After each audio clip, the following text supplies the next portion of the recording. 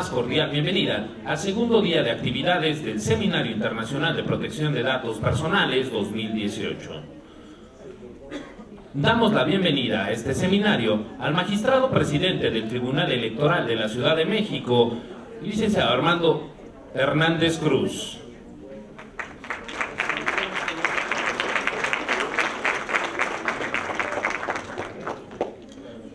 Esta mañana daremos inicio con la conferencia magistral La protección de datos personales en Internet, que imparte Miguel Recio Gallo. Para ello, invitamos al comisionado ciudadano del InfoDF, Luis Fernando Sánchez Nava, haga uso de la palabra y es quien va a moderar esta conferencia. Muy buen día a todos. Vamos a continuar con los trabajos de este seminario, que ha estado muy nutrido, ha estado muy interesante, y pues ahora nos acompaña Miguel Recio Gallo, quien aparte de ser un conferencista de honor, digamos, para el instituto, es un gran amigo a quien le tenemos mucho aprecio. Damos la bienvenida a las autoridades del Tribunal Electoral, al magistrado Armando, bienvenido a los comisionados, a los especialistas internacionales y a todos los servidores públicos que hoy nos acompañan. Primero les presentaré a nuestro ponente, es doctorante en protección de datos personales por la Universidad de San Pablo, CEU de Madrid, maestro internacional universitario en protección de datos, transparencia y acceso a la información por la misma universidad, maestro en Derecho de la Propiedad Intelectual por la Universidad George Washington University. Actualmente se desempeña como consultor en materia de protección de datos y privacidad. Es profesor de la Maestría Internacional Universitaria en Protección de Datos, Transparencia y Acceso a la Información por la Universidad de San Pablo, CEU de Madrid. Es autor de diversas publicaciones en materia de protección de datos personales y derecho digital, entre ellas el ensayo 25 del InfoDF, la protección de datos en el ámbito de las telecomunicaciones e Internet. De esta edición quiero destacar rápidamente las siguientes ideas. El derecho a la protección de datos personales se concreta para el titular de los datos personales en el poder de decidir y controlar si un tercero puede transmitir o utilizar sus datos que van desde el teléfono o domicilio hasta su religión. Es decir, es el poder de control de la persona física, titular de los datos sobre quién, cómo y para qué se usan sus datos personales. A diario en la Ciudad de México las personas proporcionan al menos 35 veces sus datos personales sin tener conciencia de que deben estar protegidos y no deberán ser utilizados con fines distintos por los cuales fueron entregados. El Internet es uno de los servicios de telecomunicaciones que proporciona a los usuarios importantes beneficios sociales y económicos, ya que a través de Internet es posible acceder a multitud de servicios y aplicaciones, tales como el correo electrónico, las redes sociales, las páginas y sitios web. De manera que se puede hacer uso del mismo como usuarios de dichos servicios, también como profesionistas que, por ejemplo, tienen páginas o sitios web de comercio electrónico. Con estas reflexiones les invito a leer de manera completa el ensayo 25 del InfoDF, escrito por nuestro distinguido conferencista, y que pueden descargar en el portal del InfoDF. Sin más, le doy la palabra, la bienvenida a Miguel Recio.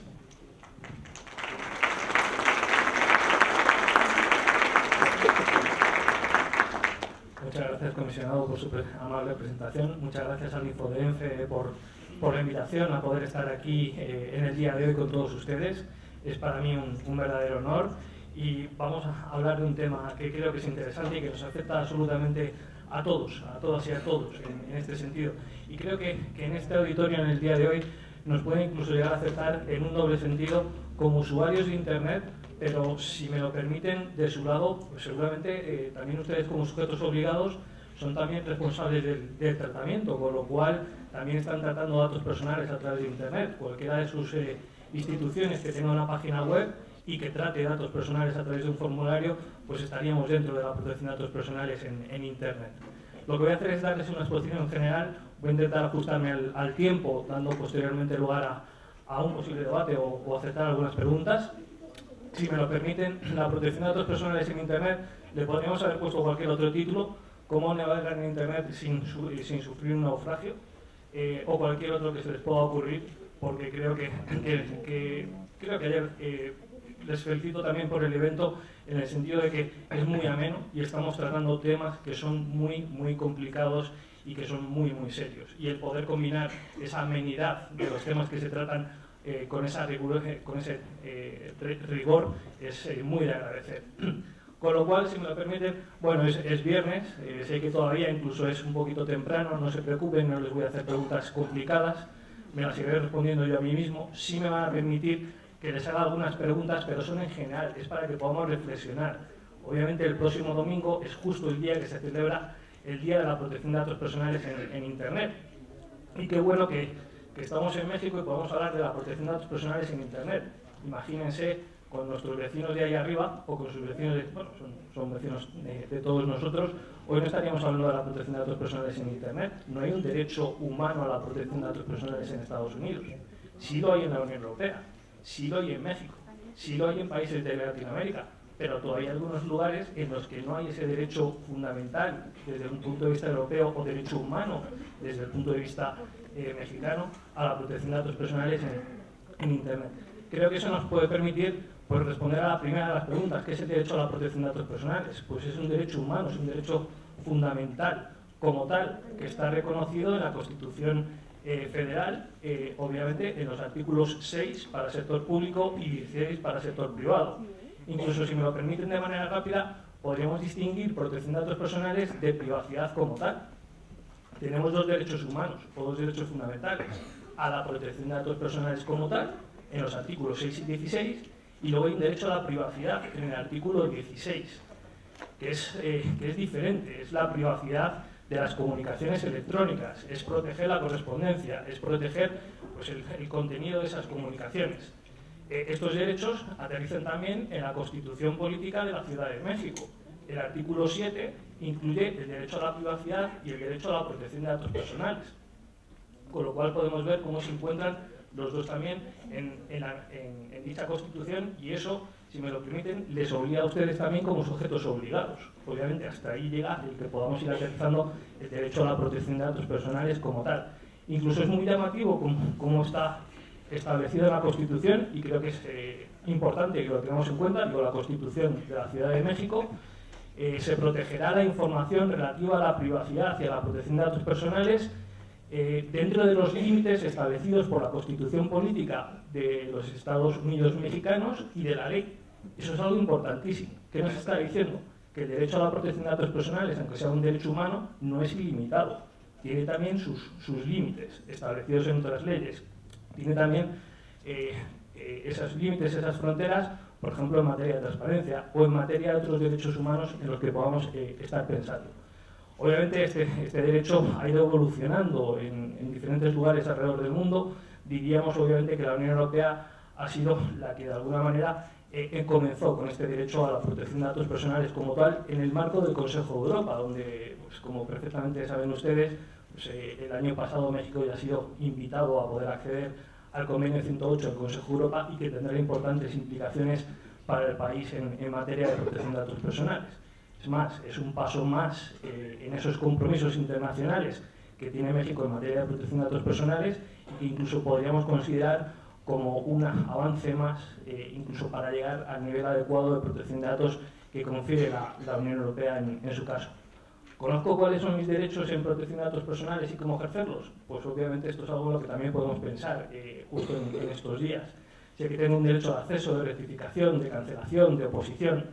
Incluso, si vamos viendo, van surgiendo nuevos derechos, o por ejemplo ahora en la Unión Europea, más que los derechos ARCO, deberíamos poner ya directamente una manta con todos los derechos que tenemos.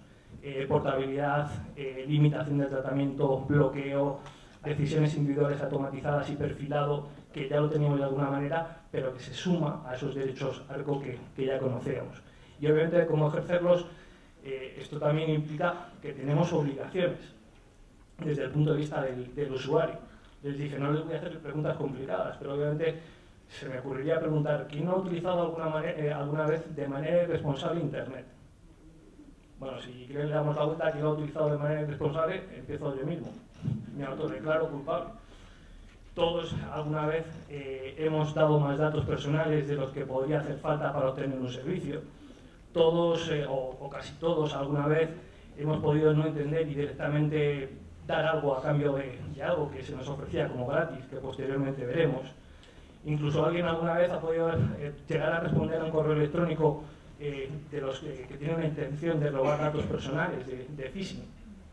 Yo, por ejemplo, preparando esta presentación la semana pasada, les puedo reconocer que recibí un correo electrónico del Servicio de Administración Tributaria de México y estaba en España.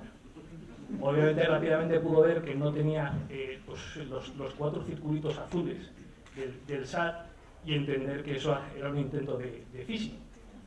Esto también nos lleva a plantear que no estamos hablando solo del derecho a la protección de datos personales en Internet en México, sino que es una cuestión que supera cualquier frontera física en la que podamos pensar. Y que veremos que hay diferentes actores y diferentes implicaciones. Incluso les diría, qué bueno que me tocó hablar de protección de datos personales en Internet y no la protección de Internet como tal. Eso se lo dejo para mayo.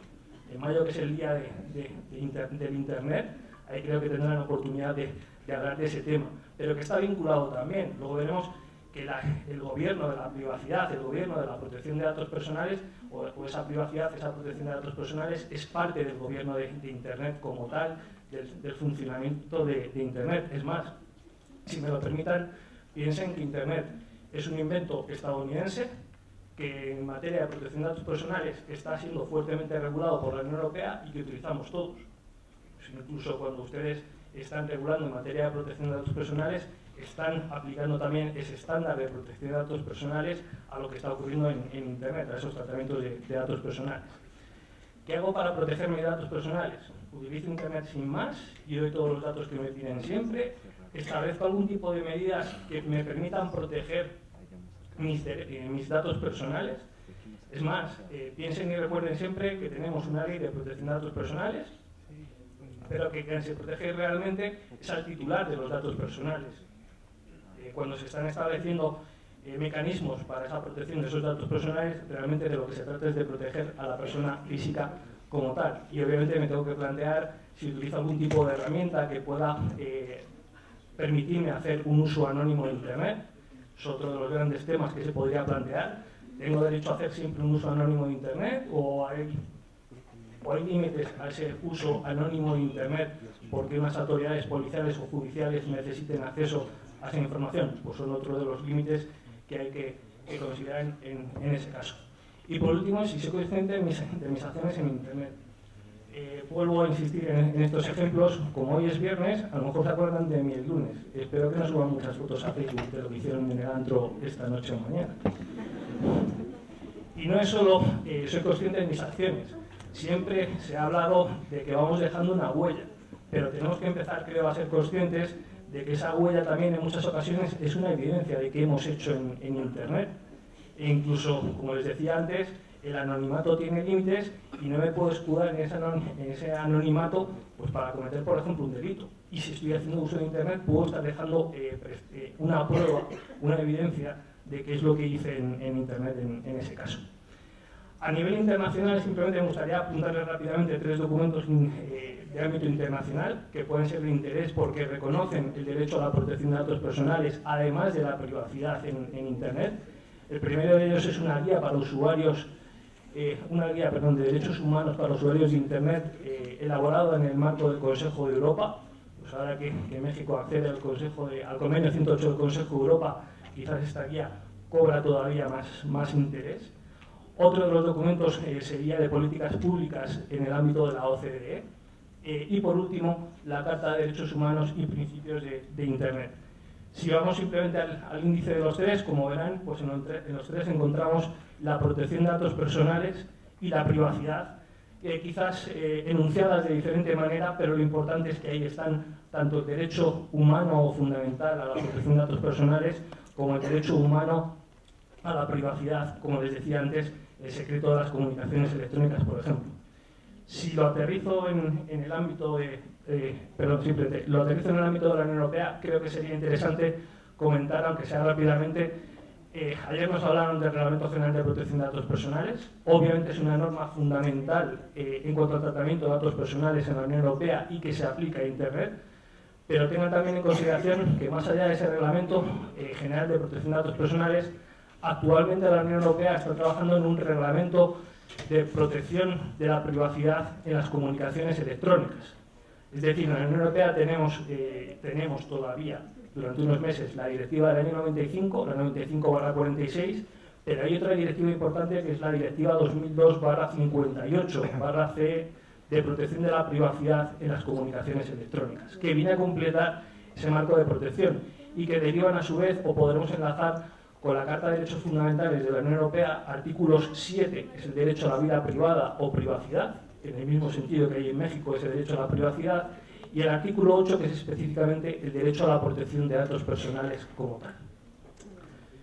Si continuamos, obviamente, cuando nos estamos planteando las cuestiones relacionadas con la protección de datos personales en Internet, tenemos que tener en cuenta esa parte de derecho humano, derecho fundamental, y que Internet también es una plataforma para la innovación. Y obviamente ahí tenemos, o podemos encontrar una cuestión relativa a si vale cualquier innovación o solo vale, como entiendo, la innovación que respeta los derechos humanos y los derechos fundamentales. Obviamente, como les decía antes, si aplicamos de manera sin límites el derecho a la protección de datos personales de una manera absolutista, podemos estar perjudicando la innovación, la economía digital. Internet es la plataforma clave para el desarrollo de la economía digital en ese sentido. Pero obviamente esa innovación tiene que ser responsable, tiene que ser ética y tiene que cumplir con los derechos humanos y con los derechos fundamentales, en concreto la protección de datos personales. Es posible encontrar ese equilibrio y es importante buscar siempre ese equilibrio. Si me permiten hacer ir profundizando con una visión más europea de la materia, pues tengan en consideración que el grupo de trabajo del artículo 29, que se creó en virtud del artículo 29 de la directiva del año 95 y que con el reglamento europeo va a subsistir, pero que se enmarca ya en el Comité Europeo de Protección de Datos Personales, con la participación del Supervisor Europeo de Protección de Datos Personales. Si ven la fecha del documento, en este documento del año 1999, es decir, estamos hablando de hace casi 20 años, el grupo de trabajo del artículo 29 ya hacía referencia a que Internet no es un vacío jurídico. Esa declaración es importante y no es una declaración que va a quedar sin contenido. Obviamente en la Unión Europea se ha trabajado desde hace años en aplicar las normas de protección de datos personales a Internet en este caso y a todo tipo de tratamiento de datos personales que se lleva a cabo en Internet. Otro documento importante, y de nuevo de hace 20 años, es este documento del grupo de trabajo del artículo 29, esta recomendación, y además, por favor, pongan foco en el título del mismo, el tratamiento invisible y automático de datos personales por software y hardware, que obviamente podemos aplicar a Internet en este caso. Y él nos daba una clave, lo fundamental que es informar al interesado del tratamiento de sus datos personales, informar a la persona física de que se van a tratar sus datos personales cuando estamos haciendo uso de Internet. Desde el momento mismo que abrimos el navegador y ya incluimos una dirección URL, ahí se está produciendo un tratamiento de datos personales que incluso podemos no estar viendo. El grupo de trabajo del artículo 29 en otros documentos se refiere a ese tratamiento incluso como el charloteo entre navegadores. Cuando yo solicito ver una página web, ya se está produciendo un intercambio de información, un envío de información al servidor correspondiente que puede dar incluso datos personales relativos a mi persona, como por ejemplo el lenguaje en el que se tiene que presentar el contenido correspondiente que se está buscando ese contenido. Si vamos a dimensionar a quién implica o a quienes están involucrados en el derecho fundamental o derecho humano a la protección de datos personales, una primera estadística que aunque quizás no sea la más precisa, pero si buscamos en Internet el número de usuarios de Internet, nos da que en México, ahí tienen la fuente, pues había 85 millones de usuarios. Creo que está sobredimensionada, pero bueno, puede ser una referencia interesante para ver que México es uno de los países en América Latina que está incluso en el top 10 de los países a nivel mundial en cuanto al uso de Internet. Eso quiere decir que tiene implicaciones fuertes. Obviamente esos 85 millones o 70 o 65, pues si lo comparamos con cifras, por ejemplo, de Facebook, de 2.000 millones de usuarios, es poquito, pero es uno de los países alrededor del mundo que más usuarios de Internet tiene. Y obviamente hablar de protección de datos personales en Internet tiene importantes implicaciones en ese caso. Yendo a las cifras del INEGI publicadas a través de Internet, ayer el comisionado Luis Sánchez Nava daba unas cifras que creo que están más actualizadas que son las últimas y no las que tiene publicada el INEGI en Internet, pero si vemos esta, vemos que en 2016 en México había 65 millones de usuarios de Internet. Si no recuerdo mal, ayer se dijo que son 70, es decir, entre 2016 y 2017 se ha incrementado en 5 millones de usuarios, pero vamos a referirnos a estas del año 2016, que creo que podemos extrapolar porque habrá una cierta continuidad en el crecimiento del número. Bueno, 65 millones de usuarios, luego veremos en el caso específico de estos por grupos de edad. Según el uso de Internet, pues con el INEGI estos serían los resultados relativos a 2016. Me imagino que en el mes de abril, es decir, dentro de 3 meses, el INEGI actualiza esta información a través de Internet y va a estar disponible las cifras relativas a 2017. Y ahora viene lo importante. Si vemos esas tablas que les he presentado antes y las empezamos a analizar, pues veremos que los usuarios menores de edad en México, sean 65 o 70 millones, representan casi el 30% de la población. Es decir, son un grupo muy representativo de usuarios de Internet. Ahí tienen 29.4 de los usuarios de Internet de México tienen entre 6 y 17 años. Obviamente eso quiere decir que prestadores de servicios de la sociedad de la información o cualquier tipo de prestador de servicios debe poner también atención a ese rango de usuarios de Internet. Incluso pensemos en los 13 años. No voy a entrar en cuestiones ahora de la Unión Europea, donde el Reglamento General de Protección de Datos pues les está diciendo a los Estados miembros que dejo que sean 13 o 16 años, decide tú en su caso, pero sí tendríamos que ver esa edad de 6 a 17 años en este caso. Incluso, si me lo permiten, en México una anotación sería: la normatividad de protección de datos personales no dice nada específicamente sobre a partir de qué edad puedes dar tu consentimiento. Si fuésemos a España, actualmente son 14 años. Con el reglamento lo vamos a dejar en 13. Pero en México no hay o yo no he encontrado una edad concreta dentro de la normatividad. En cuanto a los tratamientos de datos personales, lo que nos muestra obviamente, y obviamente sabíamos, esto quizás es obvio, que esos tratamientos de datos personales eran tanto por parte del sector privado, redes sociales, servicios de nube, correo electrónico, cualquier servicio en el que puedan prestar, como también por parte del sector público. Y en este caso, pues llamo la atención sobre ustedes mismos, siendo ustedes parte de sujetos obligados, se lleva a cabo también un tratamiento de datos personales en Internet. Y lo último, obviamente, que año a año se va aumentando el número de transacciones electrónicas. Por ejemplo, aquí en materia de comercio electrónico, pues aumentó de 2015 a 2016 un 6.2%, y eso también es llamativo en cuanto, obviamente, a qué tipo de transacciones se está haciendo y los tratamientos de datos personales a los que se pueda llevar a cabo. Desde comprar un boleto hasta simplemente pues, consultar información en páginas web, puede ser, obviamente, ese tipo de tratamiento. Muy rápidamente, algunas cuestiones sobre la protección de datos personales en Internet. Pues obviamente tendríamos los identificadores únicos y el seguimiento. Luego veremos un ejemplo. Obviamente, cuando entramos en Internet, pues si no estoy utilizando ningún tipo de herramienta o de navegación privada, como me ofrecen algunos buscadores, pues se puede estar haciendo ese seguimiento de la persona. Incluso cuando entro a comprar en un comercio electrónico, el responsable de esa página puede que esté rastreando todos mis movimientos a través de su página web. Vuelvo a lo de antes. Recomendación del grupo de trabajo del artículo 29, los tratamientos invisibles en Internet. Quizás no somos conscientes de que cuando entro en una página web, cada uno de mis seguimientos están siendo monitorizados por el sitio web de comercio electrónico para luego mejorar sus productos o servicios, o incluso también para enviarme publicidad que pueda estar, obviamente, vinculada a mi perfil como tal, ese perfil que han ido construyendo con mis movimientos en Internet. Los tratamientos invisibles a los que me acabo de hacer referencia. La transparencia. Luego veremos qué significa esta transparencia. No es transparencia en el sector público, es transparencia aplicada a cualquier responsable de tratamiento que está tratando datos personales en Internet como tal. Transparencia aplicada también a las empresas. Y ahí, si me lo permiten, pues de nuevo, el Reglamento General de Protección de Datos de la Unión Europea, un nuevo principio que no teníamos como tal hasta este reglamento, es la transparencia en cuanto a las condiciones en las que se está proporcionando la información a los interesados. Lo que quiere la Unión Europea es que quien está tratando datos personales en Internet lo haga de manera transparente y dé la información de manera transparente. Incluso yo iría más allá. Cuando utilizamos cualquier servicio de Internet, es bueno también que sepamos pues, qué va a hacer esa empresa con mis datos personales, es decir, si los utiliza para llevar a cabo su negocio. Puede haber empresas en Internet que obviamente pues, sus ingresos vienen dados por el licenciamiento de software, y puede haber otras que realmente sus ingresos vienen dados por la publicidad, y para poder conseguir esa publicidad necesita muchos más datos personales de los usuarios en cada caso. La información, los avisos y políticas de privacidad.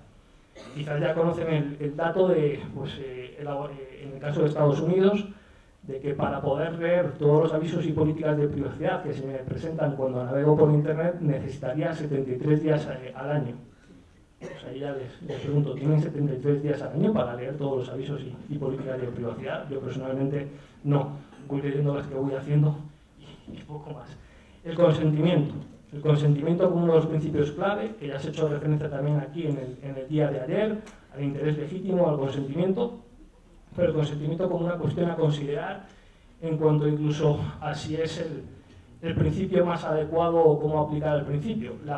Naciones Unidas, en un estudio en materia de protección de datos personales, ha llegado a decir expresamente que puede ser un problema tanto para el usuario, porque al final no sabe realmente qué está consintiendo o cómo está consintiendo, como para la propia empresa que trata datos personales, porque puede ser difícil probar la obtención de ese consentimiento.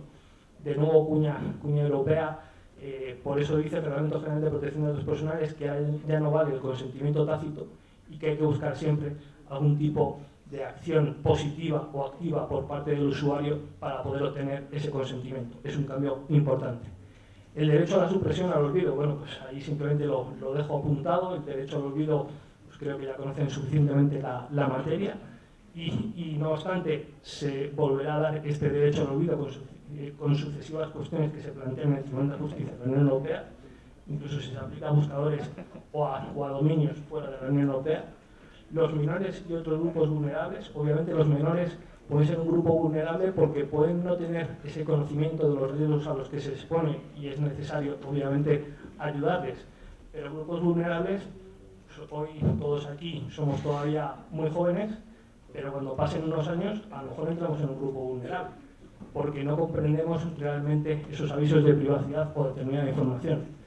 El perfilado, los datos masivos y la propiedad de los datos personales como tal, y por último, la seguridad. No sé si buscan una galleta, perdón, ya sé que la hora es complicada. Me refería antes a la cuestión de los identificadores únicos.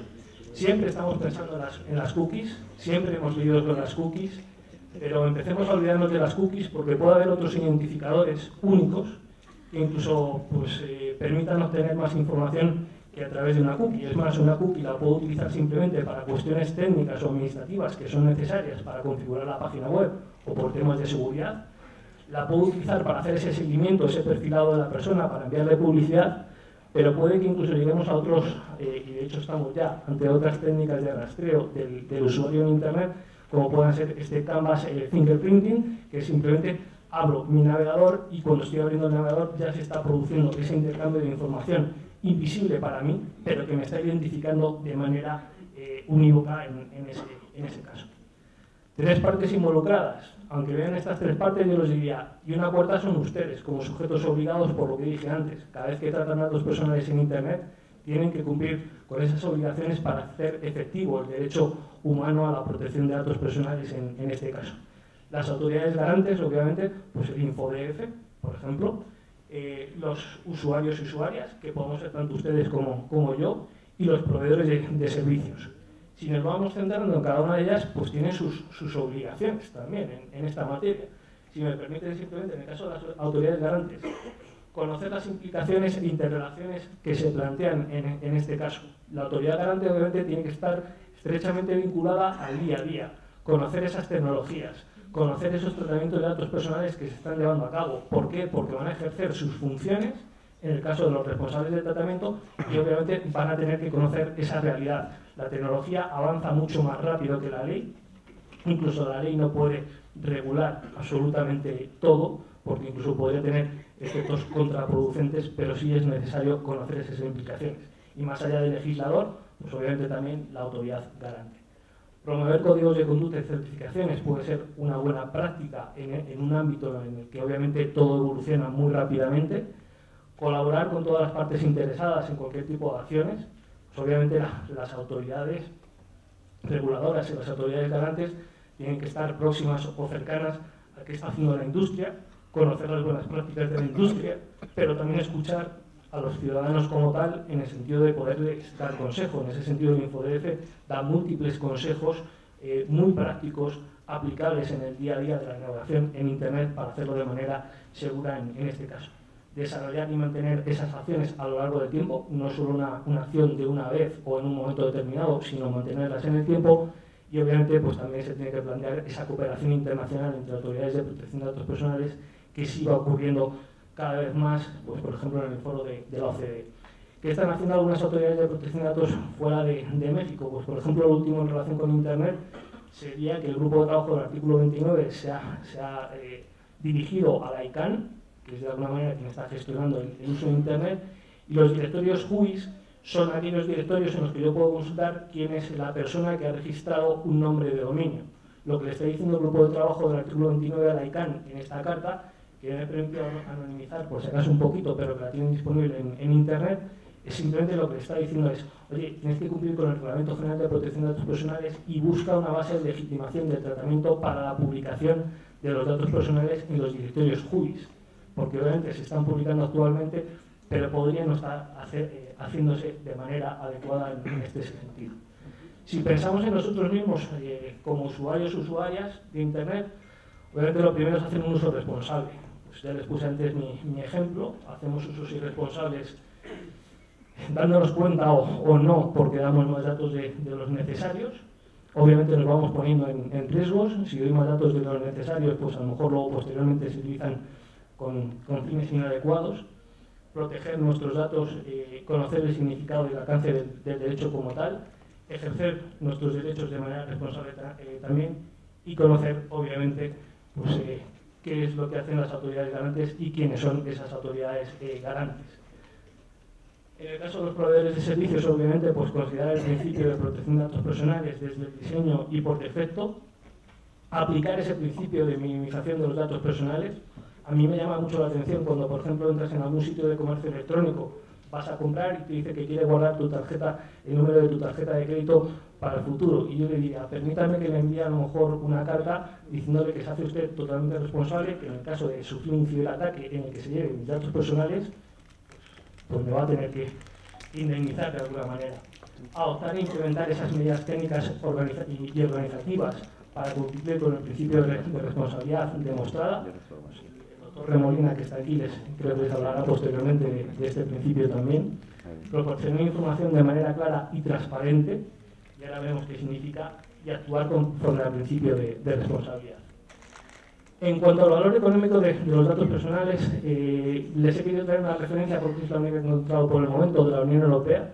La Comisión Europea, en ese documento, en ese documento que tienen aquí, llegó a decir el año pasado, si no recuerdo mal, si en 2017, que el valor económico de los datos personales de los europeos estaría cercano al trillón de euros anuales en el año 2020. Simplemente quise traer la referencia porque esto me va a permitir introducirles algunas preguntas que son para la reflexión y que creo que pueden ser interesantes. ¿Qué precio tienen los derechos humanos? Estamos hablando del derecho humano a la protección de datos personales. ¿Pagarían ustedes porque protejan su derecho humano a la protección de datos personales? Por ejemplo, en Estados Unidos se plantea que el tema de la privacidad puede ser algo casi llegar a ser un producto de lujo.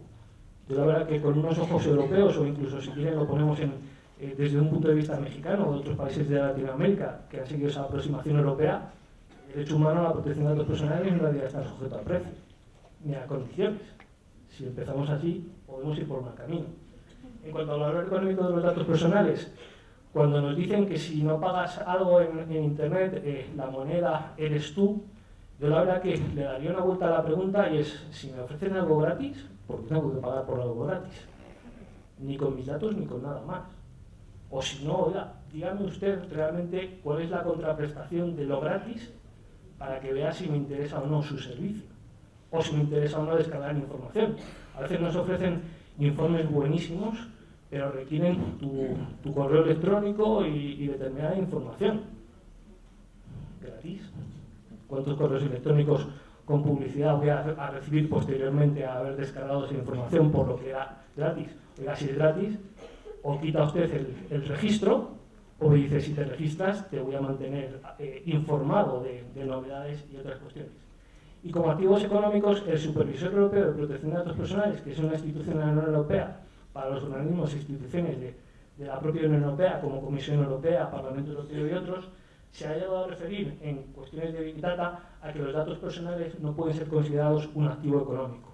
Incluso si quieren volvemos al principio y debemos tener cuidado porque si sujetamos a precio el ejercicio de nuestro derecho humano a la protección de datos personales, podemos llegar a correr un gran riesgo, en el sentido obviamente de que si pago o no por algo, a lo mejor puedo puedo acabar siendo discriminado porque me pongan en el lado de los usuarios que no pagan por el producto o servicio frente a los usuarios que sí pagan, que serían los premium y que obviamente van a tener otra serie de beneficios en ese caso. Aunque sé obviamente que estamos en un foro que está más dedicado al ámbito público, pero creo que debemos también pensar, pues, por ejemplo, en esta cuestión que plantea el Supervisor Europeo de Protección de Datos Personales, que la protección de datos personales está vinculada cada vez más, y lo vamos a ver en los próximos años, y de hecho ya lo estamos viendo, a cuestiones de derecho de la competencia y de protección de los consumidores. Es más, les dije, qué bueno que estamos hoy en México pudiendo celebrar el Día de la Protección de Datos Personales como derecho humano fundamental, pero sí deberíamos quizás aprender de Estados Unidos esa aproximación al derecho a la protección de datos personales como una cuestión de los consumidores. De hecho, el papel de la Comisión Federal de Comercio es proteger a los consumidores en su privacidad, pero desde un punto de vista de derecho de los consumidores. Cada vez más se van viendo esas interrelaciones entre protección de datos personales y consumidores en este caso, y es algo a considerar también porque obviamente tiene implicaciones para nosotros. Aquí apuntaría, el derecho a la portabilidad en concreto en la Unión Europea surge como una cuestión de derecho de la competencia, y es para que el usuario no quede vinculado simplemente a un prestador de servicios y se pueda ir, por ejemplo, a otra red social, o se pueda ir, por ejemplo, a cualquier otro tipo de plataforma electrónica en ese sentido. Y si me lo permiten, esta ya es la última. ¿Cuáles serían las claves, o para mí las posibles claves de la protección de datos personales en Internet? Lo primero, el acceso, no el acceso a Internet, el derecho de acceso a los datos personales. De hecho, simplemente, si volvemos a la Carta de Derechos Fundamentales de la Unión Europea, al artículo 8 que les cité al principio, si la leen o si tienen la oportunidad, verán que cuando se refiere al derecho a la protección de datos personales habla de los derechos de acceso y de rectificación. No dice nada ni de cancelación ni de oposición. El acceso es realmente la clave. Saber si alguien está tratando mis datos personales para posteriormente poder ejercer otros derechos en ese caso. Lo que nos lleva al control.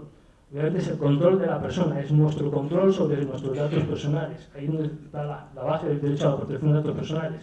Saber quién tiene mis datos personales, para qué está tratando mis datos personales. Y por último, la responsabilidad, que creo que es una cuestión totalmente compartida, tanto de los responsables del tratamiento, de ser realmente responsables, ese principio de accountability, como de nosotros mismos como usuarios de Internet, en el sentido de ver qué medidas aplicamos para protegernos a nosotros mismos cuando tratan nuestros datos personales. Y por mi parte nada más, os lo dejo aquí para que podamos tener alguna pregunta. Muchas gracias.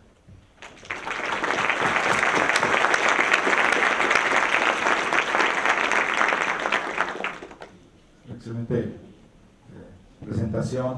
Miguel, agradecemos su presencia, su acompañamiento con el InfoDF, y ya llegó aquí una pregunta por si va a haber más. Yo quisiera adelantar lo personal de las implicaciones ahora de la implementación del reglamento europeo que tiene para América Latina, porque pareciera que estamos aislados en el mundo y que allá se están tomando normas y acá no estamos haciendo nada. Y yo pudiera poner nada más como ejemplo el tema de los boletos de avión, tan solo los boletos de avión de empresas aerolíneas mexicanas o de otra parte de América Latina, el tema del resguardo, sobre todo que los boletos de avión, la mayor parte se compran vía internet, ¿no? Y los ciudadanos europeos pues también tienen que exigir y reclamar que sus datos, cuando contratan una empresa a una aerolínea de América Latina, pues tienen que estar resguardados. No sé qué implicaciones podría, todo que va a entrar en el mes de mayo ya de este año, qué implicaciones tiene el reglamento europeo para América Latina. Pues es una excelente pregunta y tiene todas las implicaciones posibles, porque además el ejemplo es extraordinario. El artículo 3 del Reglamento General de Protección de Datos de la Unión Europea tiene una cláusula de extraterritorialidad. Se va a aplicar no solo a las empresas responsables o encargados establecidos dentro de la Unión Europea, sino también a otros responsables del tratamiento establecidos en cualquier lugar del mundo que estén llevando por un lado a cabo un tratamiento de datos personales que implique una observancia habitual de la persona física, pero también aquellos responsables del tratamiento que dirijan sus productos o servicios a la Unión Europea.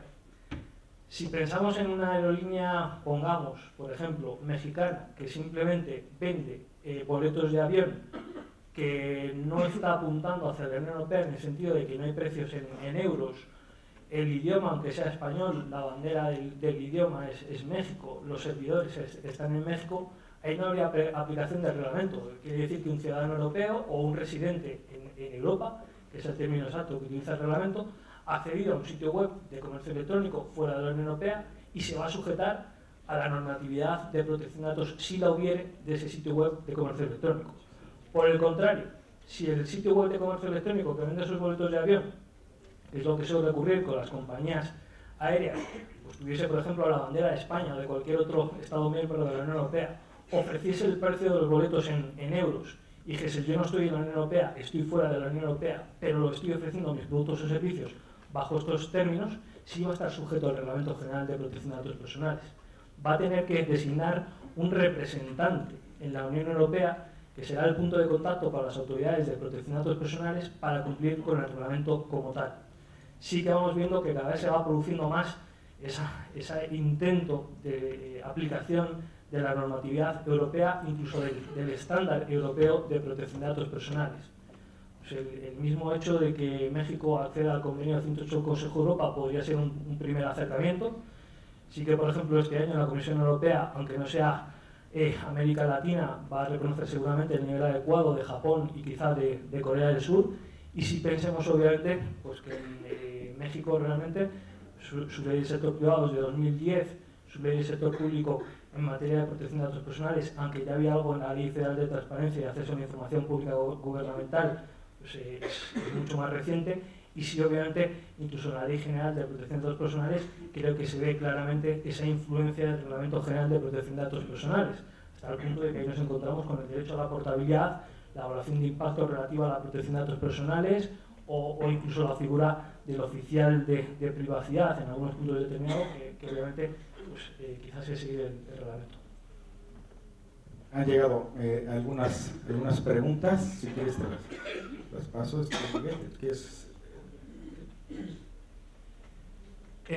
Una pregunta que hable de autorregulación pura. ¿Lo cree posible en México o su característica social no lo permite?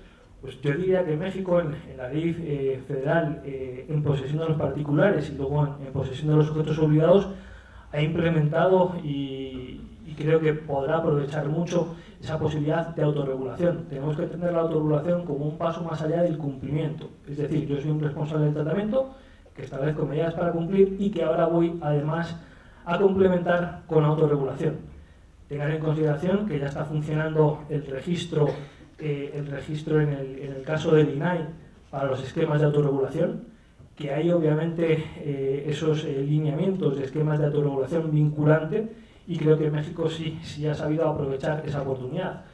Incluso lo hace en un doble sentido quizás. Por una parte, siguiendo algunas previsiones de derecho de la Unión Europea en materia de protección de datos personales, pero también sin olvidar que es una economía de Asia-Pacífico y que dentro de Asia-Pacífico se impulsa la autorregulación como tal, y creo que por ahí obviamente se puede aprovechar mucho y que se puede obviamente llegar a un buen nivel de cumplimiento. ¿Qué pasa en un país como México, donde la impunidad y la torpeza del sistema de justicia son una constante? ¿No resulta perverso defender sin matices los datos personales, que cuando estos datos son de criminales? Así como existe el derecho al olvido, existe el derecho de memoria. Obviamente, cuando estamos hablando de personas físicas, pues aplica a toda persona física como tal, y obviamente pues es una cuestión de protección de un derecho humano, como cualquier otro derecho humano al que podemos estar haciendo referencia. Y obviamente lo que hay que tener en consideración, esos límites a los que me refería anteriormente, y en situaciones en las que, por ejemplo, se puedan tratar datos personales porque está previsto obviamente en una ley y no hace falta el consentimiento. La siguiente pregunta es: ¿a qué se refiere lo relativo a la neutralidad de la red o Internet? Bueno, la neutralidad de la red o de Internet, obviamente, aunque no es una cuestión específicamente de protección de datos personales, lo que quiere decir es no tratar la información que pueda transferirse a través de Internet con diferentes criterios. No priorizar, por ejemplo, que una información se pueda transferir mucho más fácil que otra, o incluso establecer impuestos para una determinada información, o los temas de zero rating en Internet, que obviamente pues tendremos que ir viendo qué es lo que ocurre y no está resuelto todavía. O sea, sí se había alcanzado, por ejemplo, en Estados Unidos, pues un acuerdo para garantizar esa neutralidad. Ahora está en peligro y habrá que ir viendo qué es lo que ocurre en ello. Pero obviamente es facilitar que la información, incluso que los datos personales, se puedan mover fácilmente en Internet con las garantías obviamente suficientes, y evitar pues cualquier tipo de obstáculo que podría tener implicaciones para muchos derechos en ese caso. ¿Alguien quisiera hacer alguna pregunta? De manera personal, ¿no? A mí se me hace una pregunta, dice: ¿qué está haciendo el InfoDF para resguardar los datos personales acerca de las declaraciones patrimoniales que están en la página denominada auxiliar jurídico? Seguramente, pues si es un tema que haya que presentar una denuncia, pues el InfoDF va a actuar en consecuencia. Recuérdense que las declaraciones patrimoniales, la fiscal y la de intereses, ya se están establecidas en la ley y se tienen que establecer en los portales a través de versiones públicas. Pues si no hay ninguna otra pregunta, agradecer a Miguel por su excelente exposición, que lo seguiremos invitando en los próximos años, a lo mejor no nosotros, los próximos comisionados, y pues entregar un reconocimiento amplio por su participación.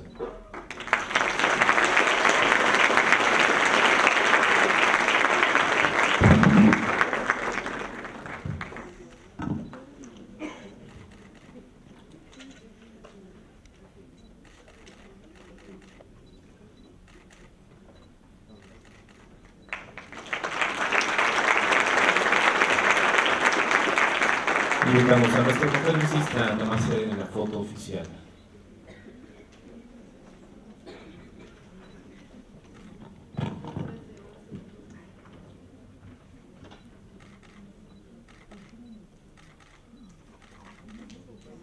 Despidámoslos con un fuerte aplauso.